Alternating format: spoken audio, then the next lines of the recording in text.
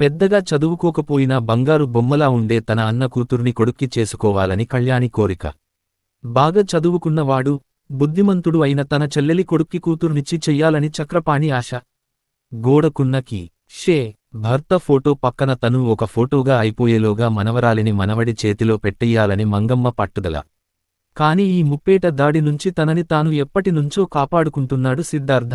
ఆ ముగ్గురి కోరికలోనూ తప్పు లేదు, కాని దానిని దాడి అని ఎందుకనవలసి వచ్చిందంటే సిద్ధార్థకి మేనరికమంటే అస్సలు ఇష్టం లేదు. దానివల్ల ఎన్నో అనర్థాలున్నాయని అతని నమ్మకం. ఏరా చక్రి, చెల్లెల్ని, బావగారిని పండక్కి రమ్మని చెప్పావా, లేక పండగెళ్ళాక చెబుతావా అంది మంగమ్మ కొడుకుతో. పొలంలో చాలా పని ఉండిపోయిందమ్మా, పంట చేతికొచ్చే టైం కదా, కొన్ని పనులు చక్కబెట్టుకుని నేనే వెళ్ళి పిలుచుకొస్తాను అన్నాడు చక్రపాణి. ఆ పెద్ద పాలేరుగాడున్నాడుగా, వాడికి చెప్పు పనులు, వాడి వెనుక నేనుంటాగా. 10 రోజుల ముందైనా వాళ్లు రాకపోతే పండగ కళేముంటుంది అంది మంగమ్మ. సరే సరే త్వరగానే వెళతాలే అని జారుకున్నాడు చక్రపాణి. ఆ ఇంటిలో మంగమ్మ చాణుక్యుడికి తక్కువ, బాహుబలి శివగామికి ఎక్కువ. మహదేవపట్నం నుంచి మావయ్యొచ్చాడు పండక్కి పిలవడానికి అంది కళ్యాణి కొడుక్కి టీ కప్పు అందిస్తూ. సిద్ధార్థ తల్లివైపు చురుగ్గా చూశాడు. ఏదో విశాఖపట్టణం నుంచి వచ్చినంత గొప్పగా చెప్పావు గాని ఆ పల్లెటూరికి నేను రాను. పండగ ముందో 10 రోజుల తర్వాతో 10 రోజులు నన్నక్కడ కట్టిపడేసి మాయ చేసి ఆ డోలుని నా మెడకు తగిలించాలని చూస్తుంది ఆ ముసల్ది అన్నాడు.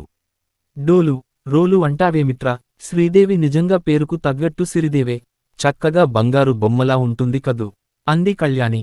బంగారంలా ఉంటే కరిగించి వడ్డానం చేయించుకో, నాకు తగిలించకు. అయినా ఎన్నిసార్లు చెప్పాలమ్మా, మేనరికం మంచిది కాదు, పుట్టే పిల్లలు ఏదో వంకతో పుడతారని. మేనరికం చేసుకున్న వాళ్లు చాలామంది లక్షణంగా లేరు. అబ్బా అంటూ నెత్తి కొట్టుకున్నాడు సిద్ధార్థ. కొందరిలో వెంటనే తేడా కనిపించదమ్మా, తర్వాతి తరం వాళ్లల్లో కనిపిస్తుంది. వీళ్లని క్యారియర్స్ అంటారు. సరే సరే, ఆ సంగతలా ఉంచు, మామూలుగా మావయ్యగారింటికి వెళ్ళి వద్దాం, పండక్కదా. మీ నాన్నగారేమో సంక్రాంతి కూడా అమరావతిని వదిలి రావడం కుదరదని అంటున్నారు. ఆయన టెన్షన్ ఆయనది, వెళ్ళి త్వరగా వచ్చేద్దాంలే అంది పుట్టింటి మీద మమకారంతో. అబ్బాయి కొంచెం మెత్తబడ్డాడు. సరే అమ్మా, కాని అక్కడ ఎవరూ నా పెళ్లి మాట ఎత్తకూడదు మరి. అమ్మమ్మకి, మావయ్యకి, అత్తయ్యకి కూడా చెప్పు. మరీ ముందుగా వద్దు, దగ్గరగా వెళదాంలే అన్నాడు. కళ్యాణి 4-5 రకాలుగా తలాడించింది. రావే కళ్యాణి, రారా మనవడా అంటూ ఆహ్వానించింది వాకిట్లో గాడిపొయ్యి మీద మూకుడు పెట్టి పిండి వంటలు చేస్తున్న మంగమ్మ. అల్లుడుగారు రాలేదేమే, తర్వాత వస్తానన్నారా అడిగింది మళ్ళీ. రామలక్ష్మి ఇద్దరినీ ప్రేమగా ఆహ్వానించింది. కుశల ప్రశ్నలు అయ్యాక వేడివేడి పిండివంటలు ప్లేట్లల్లో సర్ది సిద్ధార్థ ముందు పెట్టింది. చక్రపాణి పొలం వెళ్లాడు. ఉత్తరం వైపు గదిలో మంచం వాల్చి విశ్రాంతి తీసుకోమని చెప్పి వదినామరదళ్ళిద్దరూ వంటింటి సామ్రాజ్యంలోకి కబుర్లు పంచుకోవడానికి వెళ్ళిపోయారు. సిద్ధార్థ కళ్ళు అప్రయత్నంగా శ్రీదేవి కోసం వెదకసాగాయి. మేనరికం తప్పని గట్టిగా నమ్మడం వల్ల గాని, లేకపోతే మేనమామ కూతురంటే అతనికి ఇష్టమే. బావామరదళ్ల అనుబంధంలోని మర్మమే అది. శ్రీదేవిని చూడగానే అతని కళ్లలో ఏ భావాలుంటాయో చూడాలని మంగమ్మ అక్కడే తచ్చాడుతోంది. కాసేపటికి చెంగుచెంగున ఎగురుతూ వరదలా వచ్చింది మరదలు శ్రీదేవి. హాయ్ బావా, ఎప్పుడొచ్చావు, అందరూ వచ్చారా, నాకు ఏమి తెచ్చావు అంటూ ప్రశ్నల వర్షం కురిపించింది. వచ్చి 2 రోజులైంది. బస్టాండ్లో పడుకుని ఇప్పుడే వచ్చాంగాని, ఇంతవరకు ఎక్కడికి వెళ్ళిపోయావు అడిగాడు నవ్వుతూ. పండక్కదా, ఆడుకోవడానికెళ్ళాను బావా అంది గోముగా గారంగా. ఆడుక్కోడానికా అన్నడు నొక్కిపెట్టి వేళాకోళంగా. శ్రీదేవిని చూడగానే సిద్ధార్థ కళ్లలో వచ్చిన చిరుమార్పుని మంగమ్మ కనిపెట్టింది. నిరిటికి ఈనాటికి శ్రీదేవిలో చాలా మార్పులు, మెరుపులు వచ్చాయి మరి. మంగమ్మ అటు తిరిగి ముసిముసిగా నవ్వుకుంది. సిద్ధార్థ పుస్తకాల పురుగు. అతని రూమ్ నిండా 100 పుస్తకాలుంటాయి. డ్యూటీ నుంచి వచ్చాక పుస్తకాలతోనే గడుపుతాడతను. అలాంటిది ఈ ఇంట్లో ఒక్క పుస్తకమూ కనిపించడం లేదు. టీవీ రిపేరొచ్చి మూలపడింది. కాసేపు సెల్లో గేమ్స్ ఆడుకున్నాడు. ఫ్రెండ్స్తో కబుర్లు చెప్పుకున్నాడు. విసుగొచ్చి లేచి అటూ ఇటూ పచార్లు మొదలుపెట్టాడు. మంగమ్మ అంతా గమనిస్తూనే ఉంది. ఒక స్టీల్ బాక్స్ తీసుకుని బయటికి వెళుతున్న శ్రీదేవిని చూడగానే గబగబా వెళ్లి శ్రీదేవిని చెయ్యి పట్టుకుని పక్కకి లాగి, ఎక్కడికి వెళుతున్నావు అని అడిగింది మంగమ్మ. అమ్మ ఈ బాక్స్ పార్వతి ఆంటీకి ఇవ్వమంది అంది శ్రీదేవి. నేనిస్తాలే, బావని వదిలి నిన్నెక్కడికి వెళ్ళొద్దున్నానా, నువ్వు వెళ్ళి మీ బావతో కబుర్లు చెప్పు, పాపం వాడు ఏమీ తోచక ఆ గదిలో కాలుగాలిన పిల్లిలా తిరుగుతున్నాడు అంటూ ఇంకా ఏవేవో విషయాలు సీక్రెట్గా బోధించింది. ఏం బావా, బోర్ కొడుతోందా అంటూ వచ్చింది శ్రీదేవి. కొట్టదా మరి, మా ఊర్లో హాయిగా ఫ్రెండ్స్తో ఉండేవాణ్ణి తీసుకొచ్చి ఈ అడవిలో పడేసింది మా అమ్మ. ఒక్క పుస్తకం గాని, కనీసం టీవీ కూడా లేదు. పిచ్చెక్కుతుంది అన్నాడు చిరాగ్గా. నన్ను చూస్తుంటేనా? థాంక్స్ బావా, అంతందంగా ఉన్నానా? అంటూ చిలిపిగా నవ్వింది శ్రీదేవి. పోనీలే బావా, నా సెల్లులో బోలెడు పాటలున్నాయి, వింటావా? అంటూ తన సెల్ ఇచ్చింది. హమ్మయ్యా అనుకుంటూ సెల్లో మ్యూజిక్ ఆన్ చేశాడు. ఈ మూగ చూపేలా బావా మాటాడాగానేరవా అంటూ వచ్చింది పాట. అది కట్ చేసి మరొకటి పెట్టాడు. బావవి నువ్వు, భామను నేను, ఇద్దరమొకటవని అని మరో పాట. అది ఆఫ్ చేసి మరొకటి పెట్టాడు. ఏలే ఏలే మరదలా అంటూ అన్నమయ్య మొదలుపెట్టాడు.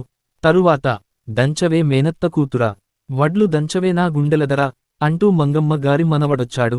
చదువు సంధ్యా లేకుండా ఈ పిచ్చి పాటలేంటి? మీ నాన్నతో చెబుతానుండు అన్నాడు సిద్ధార్థ చిరాగ్గా. నాన్నమ్మ పని కూడా చెబుతావా? తను రోజూ ఈ పాటలే వింటూ నిద్రపోతుంది తెలుసా? అంది శ్రీదేవి. ఆ నవ్వు జలతరంగిణిలా ఉంది. తన నరాలనెవరో పట్టి గిటార్ మీటినట్టయింది సిద్ధార్థకి. ఆ రోజు భోగి. కోడి కూయక ముందే అందరూ లేచి అభ్యంగన స్నానాలు చేసి ఇంటి ముందు వాకిట్లో ముగ్గుల మధ్య వేసిన భోగిమంట చుట్టూ చేరారు. బావగారు కూడా ఉంటే బావున్ను అన్నాడు చక్రపాణి. మీరు వెళ్ళండి, నేను తర్వాత వస్తాను అన్నారు మరి, అంది కళ్యాణి. పనిని పట్టుకు వేళ్లాడేవాళ్లకి సెలవులు దొరకవులే, అంది మంగమ్మ. కొంతసేపటికి భోగిమంట ముందు నుంచి లేవగానే శ్రీదేవి లోపలికి పరుగెత్తి ఒక బాక్స్తో సున్నుండలు తెచ్చింది. ముందుగా స్వీట్ తినాలంటూ అందరికీ పంచగా శ్రీదేవి సిద్ధార్థ మిగిలిపోయారు.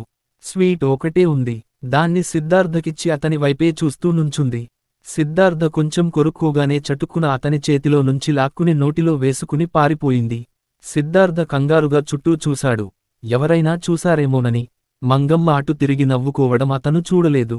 తెలతెలవారుతుండగా హరిదాసు వచ్చాడు. అతనికి బియ్యం వేస్తూ సిద్ధార్థ చేత సెల్లో ఫోటో తీయించుకుంది శ్రీదేవి. తర్వాత గంగిరెద్దుల వాళ్లొచ్చారు. మంగమ్మ రహస్యంగా వాళ్లకేమి సైగ చేసిందో. వాళ్లు సిద్ధార్థని, శ్రీదేవిని రకరకాల దేవతలతో పోల్చి ఎన్నో విధాలుగా పొగిడారు. పెళ్లికి పిలవలేదేమని దెబ్బలాడారు. మంగమ్మ వాళ్లకి బాగా డబ్బు, బట్టలు ఇచ్చింది. ఎందరో పేదవాళ్లకి దోసిళ్లతో ధాన్యం, బియ్యం పంచారు మధ్యాహ్నం వరకు. శ్రీదేవిని పొరపాటున కూడా సిద్ధార్థకి దూరంగా వెళ్లనివ్వడం లేదు మంగమ్మ. కళ్లతోనే సైగలు చేస్తూ డైరెక్షన్ చేస్తుండేది. అత్తయ్య, దానికిలాంటివన్నీ చెప్పి మనసు పాడుచేయడం తప్పేమో? మీ ప్లాన్ ఫలించి ఇద్దరూ ఒకటైతే పరవాలేదు. అనుకున్నట్టు జరగక అది ఈ విద్యలన్నీ ఎవరిమీదైనా ప్రయోగిస్తే ప్రమాదం కదా, అంది రామలక్ష్మి భయంగా. ఏం పరవాలేదమ్మా, ప్లాన్ ఏ ప్రకారం మనమందరం వాడికెన్నో విధాల చెప్పి చూసాం. మేనరికం వీనరికం అంటూ వెధవ్వేషాలు వేస్తున్నాడు. నేను మంగమ్మ శపథం చేశాను కదా, ప్లాన్ వీతో ఈ పెళ్లి చేసి తీరతానని. చేస్తాను అంతే, అంది మంగమ్మ. ఈ సంగతులేవి చక్రపాణికి తెలియవు. బాగా తెల్లవారుజామునే లేవడం అలవాటు లేకపోవడం, పైగా తలంటూ స్నానం వల్ల తల దిమ్ముగా ఉండి మంచం మీద వాలాడు సిద్ధార్థ. టిఫిన్ తెచ్చి టీపాయ్ మీద పెట్టింది శ్రీదేవి. ఏం బావా, పడుకున్నావు? తలనొప్ప అంటూ ముందుకు వంగి సిద్ధార్థ నుదుటి మీద చెయ్యి వేసింది. ముందుకు వంగడం వల్ల తలంటూ పోసుకున్న నిడుపాటి కేళాలు నల్ల మబ్బుల్లా, నల్లటి వలలగా అతని ముఖాన్ని కమ్మేశాయి. వలలో పడ్డ చేపలా గిలగిలలాడాడు. చేప అయితే వల నుండి తప్పుకోవడానికి గిలగిలలాడుతుంది. కాని అతను తప్పిపోతానేమో అని విలవిలలాడిపోయాడు. ఆమె కురుల్లోనుంచి వస్తున్న పరిమళాలు అతనిని ఉక్కిరిబిక్కిరి చేశాయి కొన్ని క్షణాలు. ముందు టిఫిన్ తిను బావా, టీ తెస్తాను. వేడిగా తాగితే తలనొప్పి గిలనొప్పి తగ్గిపోతాయ్ అని వెళ్ళిపోయింది శ్రీదేవి. ఏదో అందమైన కల చెదిరినట్టయిపోయింది సిద్ధార్థకి. టీ తాగాక మంచం మీద వెల్లకిలా పడుకుని బరువెక్కిన మనసుతో మిద్దె వైపు చూస్తోంటే సీలింగ్ ఫ్యాన్ రెక్కల మీద, షెల్ఫ్ మీద, టేబుల్పై ఉన్న ఫ్లవర్ వాజ్ మీద మన్మధుడు 5 రకాల బాణాలు పట్టుకుని అల్లరి చెయ్యసాగాడు. కంట్రోల్ కంట్రోల్ అంటూ తనని తాను హెచ్చరించుకోసాగాడు సిద్ధార్థ. అయినా మన్మధుడి వేధింపులు ఎక్కువవుతుంటే లేచి అలా తిరిగొద్దామని బయలుదేరాడు. ఊరంతా రంగురంగుల రంగవల్లులతో, పిల్లల కోలాహలంతో కళకళలాడుతోంది. ఒక అరుగు మీద కూర్చున్న అమ్మలక్కలిద్దరు సిద్ధార్థని చూసి గుసగుసలాడుకోవడం అతనికి గట్టిగానే వినిపించింది. సుబ్బమ్మొదిన, ఆ అబ్బాయి మన చక్రపాణి మేనల్లుడట. వాళ్ల శ్రీదేవినిచ్చి చేస్తారంట, మంగక్క చెప్పింది. ఈడుజోడు బాగుంటుంది కదూ అన్నదు కావిడ.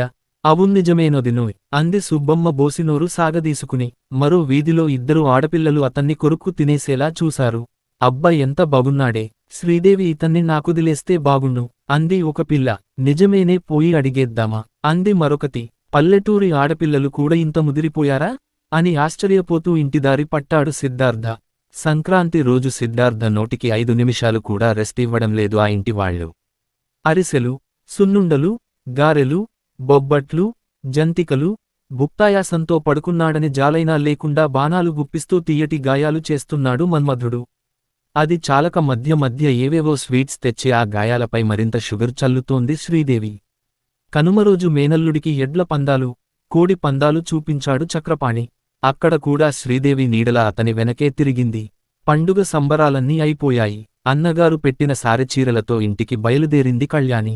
తల్లి పక్కనే ఉన్న ఏదో లోకంలో ఉన్నట్టున్నాడు సిద్ధార్థ. అప్పటివరకు మనసులో ఉన్న మధుర స్మృతులను తరిమివేయాలని యుద్ధం చేస్తున్నాడతను. కాని అతను ఓడిపోయాడు. అది తీయని ఓటమి. అలిసిపోయిన సిద్ధార్థ అలసటగా తల్లి భుజం మీద తల వాల్చాడు. అమ్మో, మాఘమాసంలో ముమ్ముహు తాలు ఉంటాయా? అడిగాడు సిగ్గుపడుతూ. కళ్యాణికి అంతా అర్థమైంది. కళ్ళింతలు చేసుకుని చూసింది కొడుకు వైపు. వెంటనే విచారం నటిస్తూ, కాని ఏం లాభం? మేనరికాలు మంచివి కాదు కదా అంది. పోమ్మా అని సిగ్గుపడుతూ తల్లి చెంగు చాటున మొహం దాచేసుకున్నాడు సిద్ధార్థ.